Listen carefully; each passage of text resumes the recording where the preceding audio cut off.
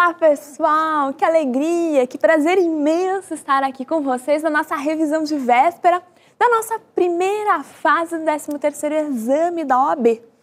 Nessa nossa aula de revisão, nós vamos exatamente cumprir o seu objetivo, revisar os principais tópicos que podem ser cobrados na nossa prova de Direito do Trabalho na nossa primeira fase. Pessoal, seguindo essa lógica, nós vamos trabalhar desde o início até a extinção do contrato de trabalho, passando por todos os tópicos que podem ser exigidos de nós em uma questão da nossa primeira fase. É normal a FGV sempre ter um estilo de cobrança de prova, mas da FGV a gente nunca pode esperar que seja algo muito claro, muito objetivo. Ela cobra questões diversas, mas dos temas referentes que nós vamos tratar na nossa revisão de véspera. Sempre cai em temas de empregado, empregador, responsabilidade, estabilidade, garantia, jornada de trabalho, extinção do contrato de trabalho. Dentro desses temas, ela cobra vários tópicos que em vista dos estudos que eu tenho feito das provas anteriores, acredito que aí a gente consiga matar várias questões da nossa primeira fase de Direito do Trabalho. Então vamos começar, pessoal. Na nossa primeira aula, nós vimos distinção entre empregado e empregador. Quem é a figura do empregado? O empregado é sempre pessoa física, que presta os serviços de forma pessoal, com habitualidade, onerosidade e subordinação. Esses são os requisitos da relação de emprego. Quais são os requisitos, então, da relação de emprego? Pessoalidade, habitualidade, onerosidade e subordinação. Verificando essa figura do empregado, que é sempre uma pessoa física, uma pessoa jurídica pode figurar como empregado? Não. Empregado é sempre pessoa física. Ou seja, nós temos a figura do empregado. Quando a gente menciona empregado, nós temos que lembrar a respeito da localização da prestação dos serviços. O artigo 6º da CLT menciona que não há distinção entre o trabalho realizado na sede da empresa e aquele realizado na residência do empregado, desde que presente os requisitos da relação de emprego. Ou seja, se eu trabalho na sede do APROVA ou se eu trabalho dentro da minha casa, se eu sou empregada, não há distinção, desde que presente os requisitos da relação de emprego, pessoalidade, habitualidade, onerosidade e subordinação. Ainda mais, nós temos uma recente alteração do parágrafo, acrescentou o parágrafo único do artigo 6º, em que os meios telemáticos e informatizados equiparam-se para todos os efeitos legais aos meios pessoais de comando e direção. Por que o parágrafo único do artigo 6º? Gente, aquele e-mail que o seu empregador fiscaliza, a página da internet da empresa, do acesso restrito, esses são os meios telemáticos, o celular que ele dá da empresa e os meios telemáticos informatizados equiparam-se aos meios pessoais de comando e direção. Ou seja, equiparam-se ao meio como se eu estivesse frente a frente com o meu empregador, pessoalmente com ele. Se o meu empregador tiver controle e direção sobre os meios telemáticos e informatizados, esses equiparam-se aos meios pessoais de direção e comando para os fins de reconhecimento da subordinação jurídica. Ok, pessoal? Esta é a figura do empregado. E o empregador? Quem é o empregador? O empregador é toda pessoa física ou jurídica que admite, assalaria e dirige de forma pessoal a prestação dos serviços. Dirigir de forma pessoal a prestação dos serviços nos remete a um princípio da alteridade, em que um empregador assume os riscos do seu negócio jurídico. O princípio da alteridade demanda que o empregador não pode dividir com os empregados os riscos assumidos do seu negócio jurídico. Ou seja, um empregador não pode, num determinado mês que obteve prejuízo, querer que os empregados custeiem esse prejuízo que ele obteve. Pode ter a divisão de lucros? Pode ter a divisão de lucros, que se dá pela forma da participação dos lucros e resultados naquela parcela PLR. A parcela PLR não tem natureza salarial, desde que ela seja paga semestralmente, no máximo semestralmente ou anualmente. Ela pode ser paga anualmente ou, no máximo, semestralmente, ou seja, 2 vezes ao ano, a PLR não vai ter natureza salarial. Além, empregador pode ser pessoa física ou jurídica, mas o parágrafo 1º do artigo 2º da CLT, que traz a definição de empregador, nos traz alguns empregadores por equiparação. Quem são esses empregadores por equiparação? São os profissionais liberais, instituições de beneficências, associações, instituições sem fins lucrativos. São todas as pessoas que, quando admitirem, assalariarem e dirigirem de forma pessoal a prestação de serviços, equiparam-se a empregador. Vocês, gente, depois de serem aprovados na primeira fase, depois de serem aprovados na segunda fase do direito do trabalho, do exame da OAB, vocês vão abrir um escritório de vocês, vocês vão contratar uma secretária, uma recepcionista no escritório de vocês. Vocês são profissionais liberais? Vocês serão empregadores? Sim, você será empregador, por força do parágrafo 1º do artigo 2º da CLT. Quando a gente fala em empregador, nós temos que imediatamente visualizar algumas situações que nos remetem à figura do empregador. Quais são essas situações, essas palavrinhas mágicas que nos remetem à figura do empregador? Grupo econômico, sucessão de empresa e terceirização. São essas 3 palavrinhas que não podem escapar da figura do empregador. Grupo econômico, sucessão de empresas e terceirização. Grupo econômico, pessoal. Grupo econômico, a sua definição está onde? Nós encontramos a definição no parágrafo 2º do artigo 2º da CLT, que é quando uma ou mais empresas estiverem sob direção, comando ou administração de outra empresa, formando um grupo econômico, serão para fins trabalhistas responsáveis solidárias.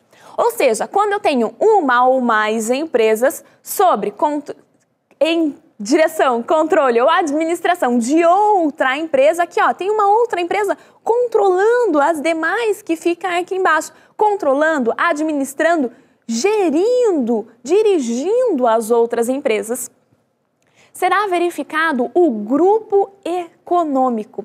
Qual é a responsabilidade que surge da formação do grupo econômico? Responsabilidade solidária. Todas as empresas pertencentes a esse grupo econômico serão responsáveis solidária pela totalidade das parcelas trabalhistas devidas. Tudo,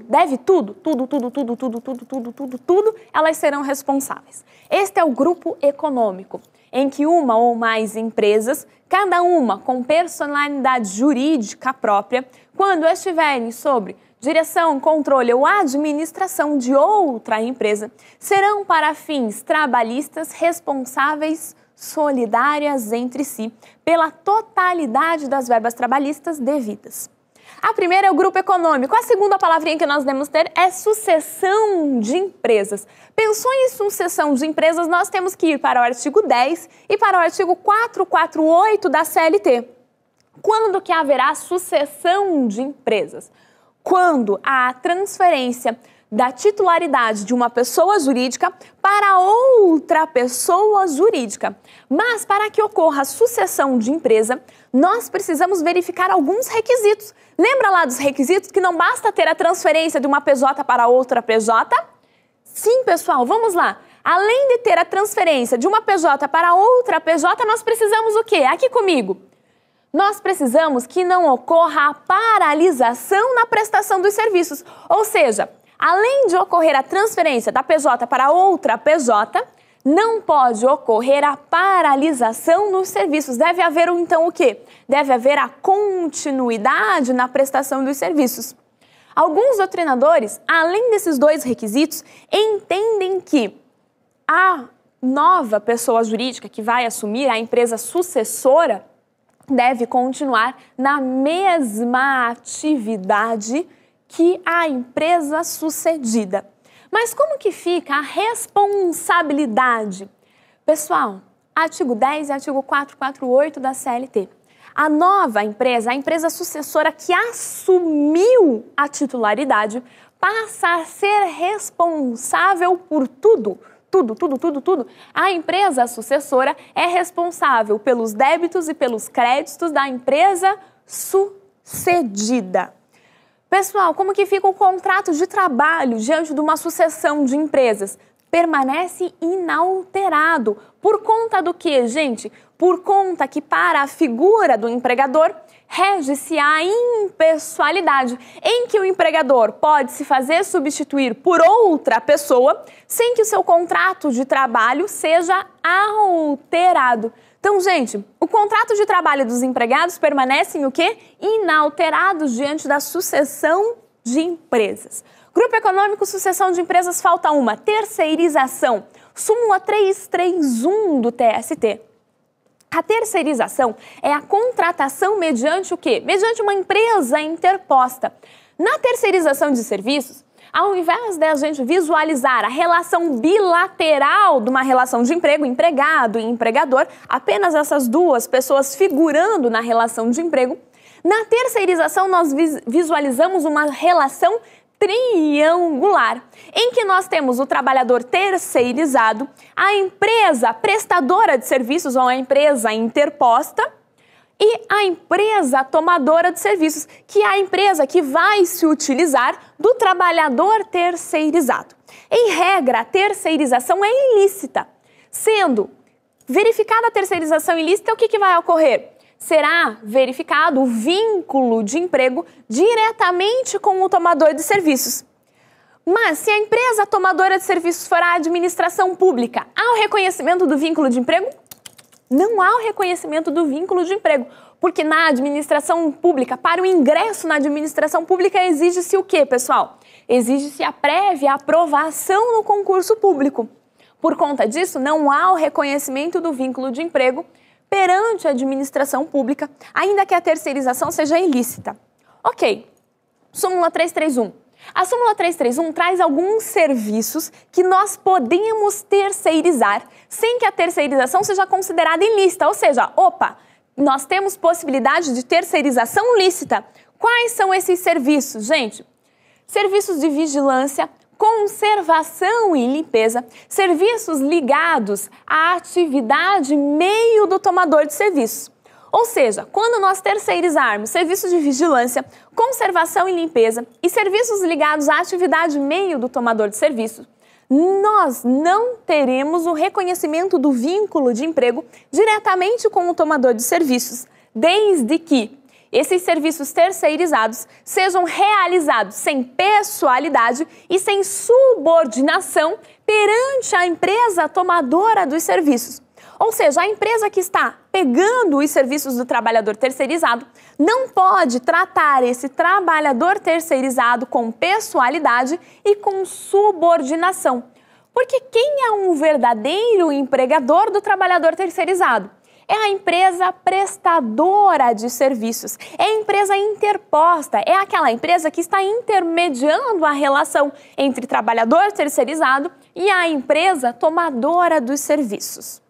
Além desses três serviços, nós temos o serviço do trabalho temporário, que também ocorre mediante uma empresa interposta. O trabalho temporário é regido pela Lei 6.019 de 74.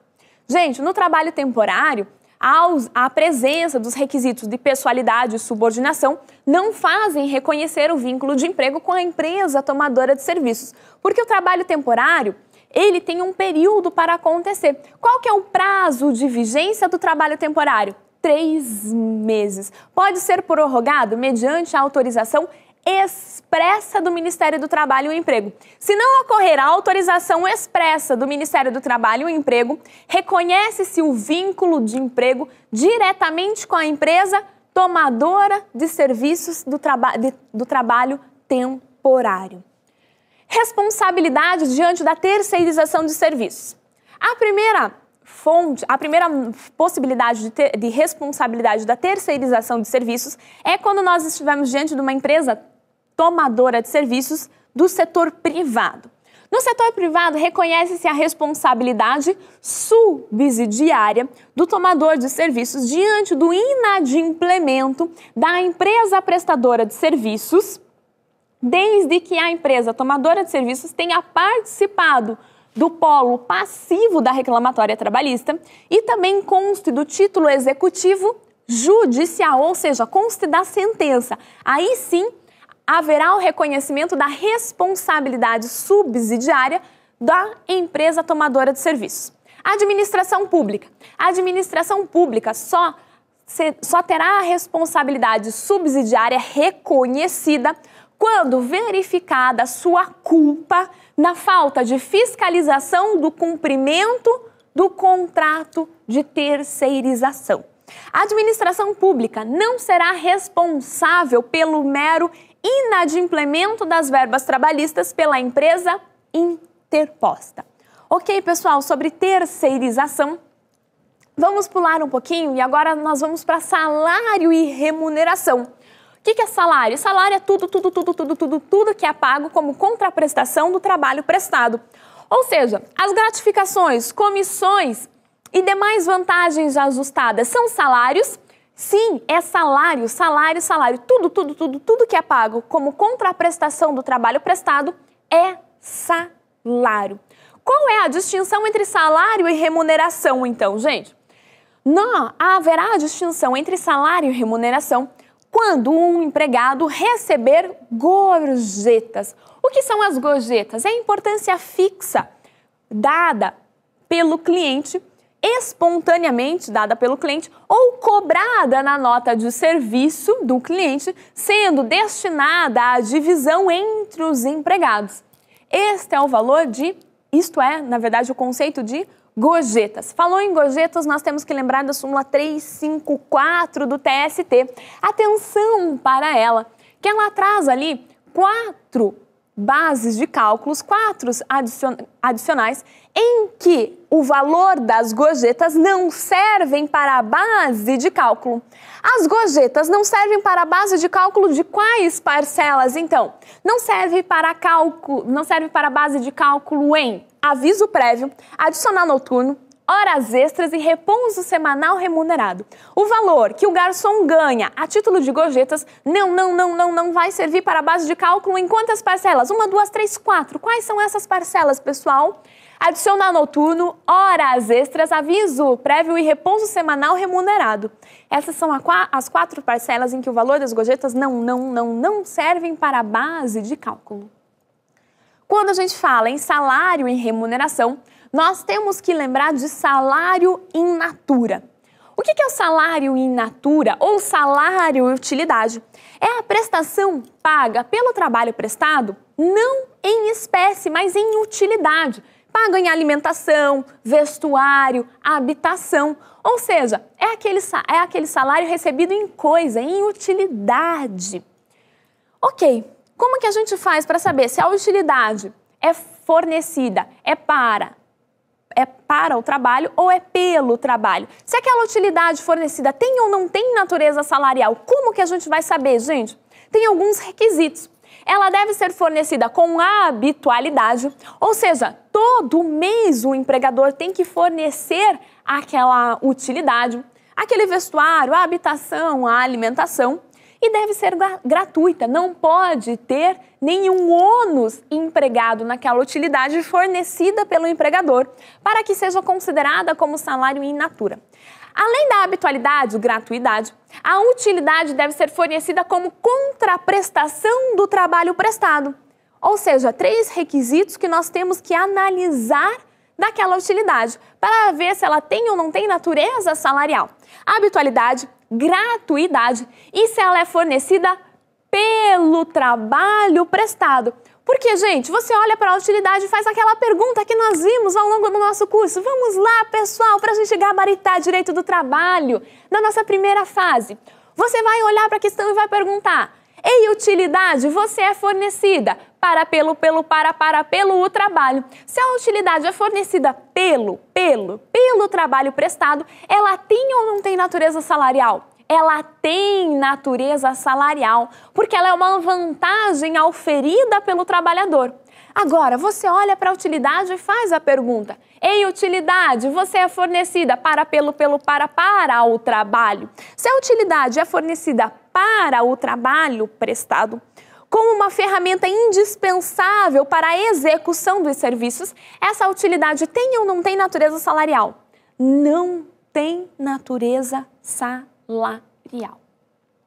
O valor máximo em vantagens que o empregado pode receber é até 70% do seu salário, sendo que 30% do seu salário deve ser necessariamente pago em espécie, pago em dinheiro.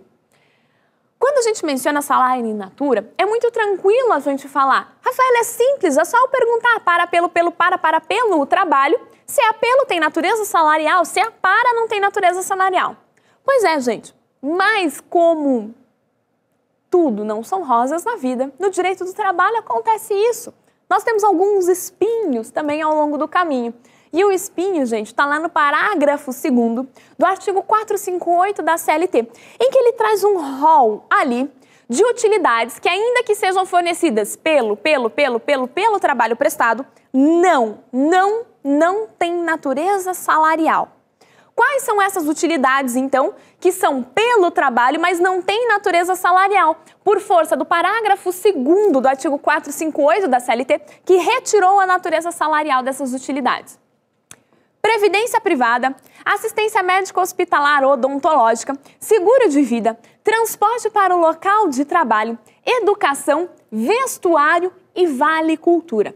São as 7 utilidades que, ainda que sejam fornecidas pelo trabalho prestado, não terão natureza salarial. Quais são elas, pessoal? No modo Super Max ativar aí, vamos lá, gente, quais são?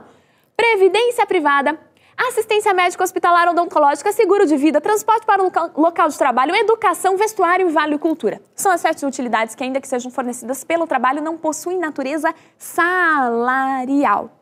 Ok? Salário e remuneração? Outra situação que o nosso examinador pode nos perguntar é a respeito de jornada de trabalho.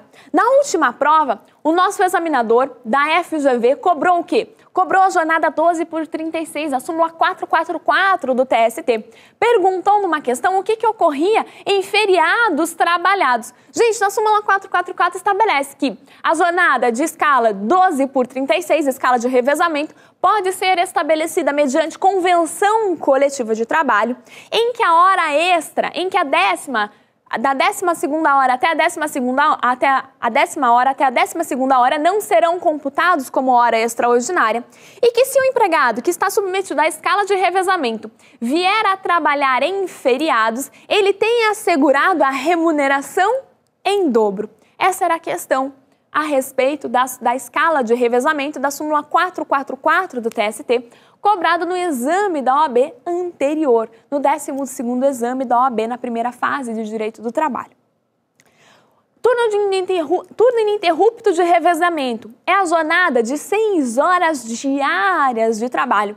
Mas por que no turno ininterrupto de revezamento o empregado tem uma jornada de trabalho reduzida? Porque a empresa funciona ininterruptamente. A empresa desenvolve uma atividade contínua. A empresa precisa trabalhar 24 horas diárias para verificar o turno ininterrupto de revezamento? Não há essa necessidade de que ela trabalhe 24 horas por dia. Basta ela trabalhar em 2 períodos para poder ser configurado o turno ininterrupto de revezamento. Pode haver a prorrogação da jornada de 6 horas diárias dos turnos ininterruptos de revezamento para até 8 horas diárias? Pode sim. Mas vai ocorrer essa prorrogação mediante o quê, gente? Mediante convenção coletiva do trabalho. Lembrando que, se o empregado realizou horas extras anterior à data da prorrogação da jornada do turno ininterrupto de revezamento, essa convenção coletiva de trabalho que prorroga a jornada não é um meio apto para dar quitação retroativa às horas extras prestadas antes da prorrogação. Essas horas extras que estão aqui, antes da prorrogação, elas deverão ser devidamente remuneradas, porque a convenção ou o acordo coletivo que estabeleceu a prorrogação do turno ininterrupto de revezamento não é um instrumento hábil para dar quitação retroativa às horas extras prestadas anteriormente à norma coletiva. Quando a gente fala de jornada de trabalho, pode cair uma questão para a gente de intervalo intra e interjornada. Intervalo intrajornada. O intervalo intrajornada é aquele que ocorre durante a jornada de trabalho, mas ele não é computado na jornada de trabalho. Lembra lá no nosso curso que a gente contou das 8 às 17 horas? Quanto tempo dá de trabalho? 9 horas. Rafael, ele está sempre prestando uma hora extra, já que a jornada legal estabelecida é de 8 horas diárias e 44 horas semanais? Não. Uma hora aí, gente, é destinada ao repouso e alimentação. O intervalo intrajornada é de acordo com a duração do trabalho. Ou seja, para jornadas de até 4 horas diárias, não há intervalo para repouso e alimentação. Para jornadas acima de 4 horas e até 6 horas diárias, há um intervalo de 15 minutos. Para jornadas acima de 6 horas diárias, há a concessão do intervalo mínimo de 1 hora, podendo ser prorrogado mediante norma coletiva para até 2 horas. Se o empregador concede intervalos intrajornadas não previstos em leis, ou seja, fora os 15 minutos de acordo com a jornada ou fora de mínimo de 1 hora, quando a jornada é acima de 6 horas, se ele conceder um intervalo de recreio, ali, 3h30 da tarde, é o recreio dos funcionários, para que eles relembrem aqueles momentos, doces momentos da nossa infância. Gente, intervalos não previstos em leis serão computados na jornada de trabalho. Quando a gente fala em intervalo intrajornada, atenção para a súmula 437 do TST. Pessoal, súmula 437 do TST. A não concessão ou a concessão parcial do intervalo intrajornada implica no pagamento do período total e não apenas aquele suprimido do intervalo intrajornada, com remuneração acrescida de 50% sobre o valor da hora normal, sem prejuízo desse tempo ser computado como tempo de efetivo trabalho para fins de remuneração. Ou seja, se o empregador concedeu um intervalo intrajornada parcialmente ou não concedeu, ele terá que pagar todo o período e não apenas aqueles 20 minutos suprimidos. Se é de 1 hora seu intervalo, vai ter que remunerar todo aquele tempo, toda 1 hora ali que foi suprimida. Ok, pessoal? Súmula 437 do TST. Intervalo interjornada é aquele que ocorre entre o fim de uma jornada de trabalho e o início de outra jornada de trabalho. Entre o fim de uma jornada de trabalho e o início de outra jornada de trabalho, deve transcorrer um lapso temporal, um intervalo mínimo de 11 horas. Se o empregado retorna antes das 11 horas, ele será remunerado como hora extra, essa hora que ele voltou antes do término do seu intervalo interjornada. Para a gente finalizar essa nossa revisão, extinção do contrato de trabalho. Quais são as formas de extinção do contrato de trabalho? Justa causa, culpa recíproca e rescisão indireta. São as hipóteses mais cobradas na nossa prova. Justa causa, pessoal, onde que estão as hipóteses da justa causa? No artigo 482 da CLT. Ali nas alíneas do artigo 482, nós encontramos várias hipóteses de extinção do contrato de trabalho. Mas para que seja aplicada a justa causa, nós devemos passar ali, se lembra que nós estudamos, deve ser proporcional à pena aplicada. A pena aplicada deve ser atual, porque senão ocorre o quê? Ocorre o perdão tácito, se transcorreu da aplicação da pena, a falta cometida pelo empregado, se transcorrer um lapso temporal grande, opera-se, então, o perdão tácito. Além da proporcionalidade, da imediatidade, da atualidade da aplicação da pena, é vedado o bis in idem, ou seja, um empregado não pode ser culpado 2 vezes, não pode ser punido 2 vezes pela mesma falta cometida.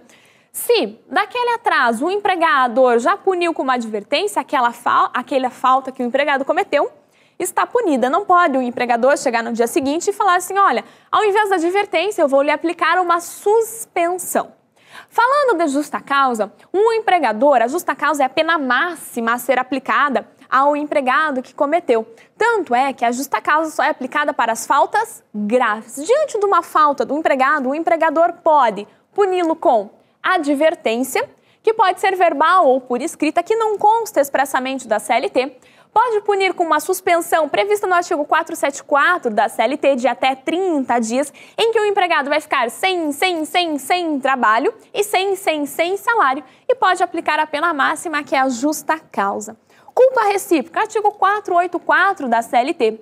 Verificada a culpa recíproca em que empregado e empregador agiram para a extinção do contrato de trabalho, o empregado irá receber 50% das suas verbas rescisórias, ou seja, irá receber 50% do aviso prévio, do 13º, das férias proporcionais acrescidas do terço constitucional e da multa de 40% do FGTS, por força da súmula 14 do TST e do artigo 14 da Lei 99684 de 90, que é do decreto, desculpa pessoal, decreto 99684 de 90, que é o decreto que regula o FGTS.